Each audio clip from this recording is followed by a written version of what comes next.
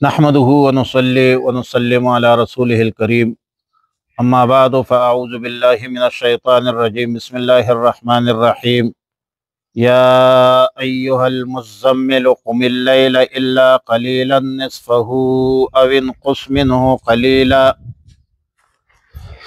سورہ مزمل مکی صورت ہے، قبل از ہجرت نازل ہے، 20 آیات اور 2 رکوع پر مشتمل ہے۔ حالت جموعی میں 73ویں نمبر پہ ہے اور حالت نزولی میں 3 نمبر پہ ہے۔ سورہ قلم کے بعد نازل ہے۔ ماقبل صورت سورہ جن کے ساتھ ربط اور مناسبت واضح ہے کہ سورہ جن میں توحید، رسالت، بعث بعد الموت کی مضامین تھی، اور سورہ مزمل میں بھی توحید، رسالت، بعث بعد الموت کا ذکر ہے۔ وجہ تسمیہ اظہر ہے کہ آیات نمبر 1 میں فرمایا یا ایھا المزمل قم اللیل الا قلیلا۔ امام الاولیاء امام احمد علی لاہوری رحمہ اللہ الباری موضوع صورت بیان فرماتے ہیں دستور العمل مبلغ۔ خلاصہ رکوع یہ ہے کہ قبل از تبلیغ مبلغ کی تیاری، تقسیم اوقات مبلغ کا تعلق باللہ، تبلیغ کے بعد مخالفین کی بربادی۔ مزمل کا لفظی معنی ہے اپنے اوپر کپڑے لپیٹنے والا، اور تقریباً اس کا ہم معنی لفظ مدثر بھی ہے جو اگلی صورت میں آ رہا ہے۔ ان دونوں صورتوں میں رسول اللہ صلی اللہ علیہ وسلم کو ایک وقتی حالات اور مخصوص صفت کے ساتھ خطاب کیا گیا، کیونکہ اس وقت رسول اللہ صلی اللہ علیہ وسلم شدت خوف اور فزع کے سبب سخت سردی محسوس کر رہے تھے، اس لیے اپنے اوپر کپڑے ڈالنے کے لیے فرمایا کہ یا ایھا المزمل، اے کپڑوں میں لپیٹنے والا۔ اس عنوان سے خطاب کی وجہ یہ ہے کہ ابتدائی نبوت میں قریش نے دار الندوہ میں جمع ہو کر رسول اللہ صلی اللہ علیہ وسلم کے حوالے سے مشورہ کیا کہ رسول اللہ صلی اللہ علیہ وسلم کو حالات کے مناسبت سے کوئی لقب تجویز کرنا چاہیے جس پر سب متفق ہو۔ کسی نے کہا کہ کاہن نام رکھا جائے، دیگر لوگوں نے اس بات کو رد کیا۔ کسی نے مجنون کا نام تجویز کیا، اس کو بھی غلط قرار دیا۔ کسی نے ساحر کا لفظ جو ہے تجویز کیا تو اس کو بھی رد کیا گیا، لیکن پھر بھی یہ کہنے لگے کہ ساحر اسی لیے ہے کہ دوست کو دوست سے جدا کر دیتے ہیں۔ رسول اللہ صلی اللہ علیہ وسلم کو یہ خبر پہنچ کر رنج ہوا، اور رنج کی حالت میں لپٹ گئے۔ اکثر سوچ اور بچار اور رنج کی حالت میں ظاہر ہے کہ آدمی اسی طرح ہی کر لیتا ہے۔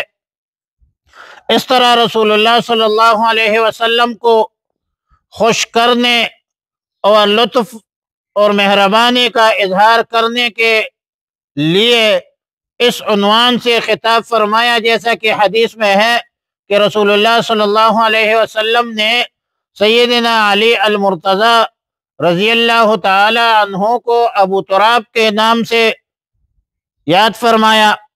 الغرض رسول اللہ صلی اللہ علیہ وسلم کو خطاب ہے کہ ان باتوں کا رنج مت کیجیے، اللہ کی طرف توجہ کرے اور مداومت کے ساتھ اللہ کی طرف توجہ کرے۔ قم اللیل الا قلیلا، اللیل میں الف لام داخل، جس سے مراد پوری رات ہو سکتی ہے۔ تو آیات کا مطلب یہ ہے کہ آپ ساری رات قیام اللیل میں مشغول رہے ما سوائے قلیل کے، مگر قلیل کا لفظ مبہم ہے، اس لیے اس کی تشریح فرما دی کہ نصفہ او انقص منہ قلیلا او زد علیہ، یعنی آپ نصف رات قیام فرما دے، یا نصف سے کچھ کم کر دے، یا نصف سے کچھ بڑھا دے، زیادہ کر دے۔ یہ جو بیان ہے الا قلیلا کے استثناء کا ہے، اس لیے اس پر سوال ہو سکتا ہے کہ نصف کو تو قلیل نہیں کہا جاتا، نصف نصف ہے، قلیل قلیل ہے۔ تو جواب یہ ہے کہ رات کا ابتدائی حصہ جو نماز مغرب سے عشاء وغیرہ میں گزر جاتے ہیں، ابتدائی حصہ تو وہ ہے۔ اب ظاہر ہے کہ نصف سے مراد باقی ماندہ نصف مراد ہے، وہ مجموعہ رات کے اعتبار سے قلیل ہے، اور چونکہ آیات کریمہ میں نصف سے کم کرنے کی بھی اجازت ہے، نصف سے زیادہ کرنے کی بھی اجازت ہے، اس لیے مجموعہ اعتبار سے کم از کم چوتھائی رات سے کچھ زیادہ قیام اللیل میں مشغول رہنا فرض ہوگا۔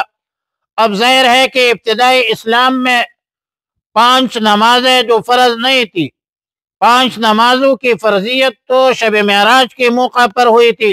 امام بغوی رحمۃ اللہ علیہ حضرت عائشہ صدیقہ رضی اللہ تعالی عنہ کے حدیث کے روح سے فرماتے ہیں کہ اس آیت کے روح سے قیام اللیل یعنی رات کی نماز رسول اللہ صلی اللہ علیہ وسلم اور پورے امت پر فرض تھی، اور یہ اس وقت کی بات ہے جب 5 نمازیں فرض نہیں تھی۔ آیت کریمہ میں قیام اللیل یعنی تہجد کی نماز کو صرف فرض ہی نہیں کیا گیا، بلکہ اس میں کم از کم 1/4 رات سے مشغول رہنا ہے، اور مشغول رہنا بھی فرض قرار دیا۔ امام بغوی رحمۃ اللہ علیہ احادیث کی روح سے فرماتے ہیں کہ اس حکم کے تعمیل میں رسول اللہ صلی اللہ علیہ وسلم اور صحابہ کرام رات کے اکثر حصہ میں رات کا اکثر حصہ جو ہے وہ صرف فرمایا کرتے تھے، یہاں تک کہ رسول اللہ صلی اللہ علیہ وسلم اور صحابہ کے قدمیں جو ہے وہ ورم کر گئے کہ یہ حکم خاصہ باری تھا، ثقیل تھا۔ سال بھر کے بعد اسی صورت کے آخری حصہ میں پھر فرمایا کہ فَقْرَؤُوا مَا تَيَسَّرَ مِنْهُ، جس سے طویل قیام اللیل کی پابندی منسوخ کر دی گئی، اور اختیار دیا گیا کہ جتنی دیر کسی کے لیے آسان ہو سکے اتنا وقت صرف کر دے، تہجد کا اہتمام کرے، تہجد کافی ہے۔ ابو داود شریف، نسائی شریف میں سیدہ عائشہ صدیقہ رضی اللہ تعالی عنہا سے منقول ہے، اور سیدنا عبداللہ ابن عباس رضی اللہ تعالی عنہما کا قول ہے کہ جب 5 نمازوں کی فرضیت شب معراج میں نازل ہوئی تو نماز تہجد کی فرضیت منسوخ ہو گئی۔ البتہ تہجد کی سنیت برقرار ہے، اور رسول اللہ صلی اللہ علیہ وسلم نے ہمیشہ نماز تہجد کی نماز پر مداومت کی ہے، اور اکثر صحابہ کرام رضوان اللہ تعالی علیہم اجمعین اور اسی طرح اولیاء کرام اور نیک لوگ خامخواہ ضرور تہجد کا اہتمام کرتے ہیں، اور تہجد کی نماز کی بہت بڑی برکات ہے، ثمرات ہے اور فوائد ہے، دنیاوی بھی ہے اخروی بھی ہے۔ فرمایا یا ایھا المزمل، اے کپڑوں میں لپٹے ہوئے نبی صلی اللہ علیہ وسلم، قم اللیل، قیام کر رات میں، الا قلیلا، مگر تھوڑا سا حصہ، نصفہ، اس کا نصف، آدھا، او انقص منہ، یا کم کر لے اس میں سے، قلیلا، تھوڑا سا حصہ، او زد علیہ، یا زیادہ کر لے اس پر۔ اللہم ربنا تقبل منا انک انت السمیع العلیم وتب علینا یا مولانا انک انت التواب الرحیم۔ اللہم احسن عاقبتنا فی الامور کلها واجرنا من خزي الدنیا وعذاب الآخرہ۔ اللہم وفقنا لما تحب وترضى۔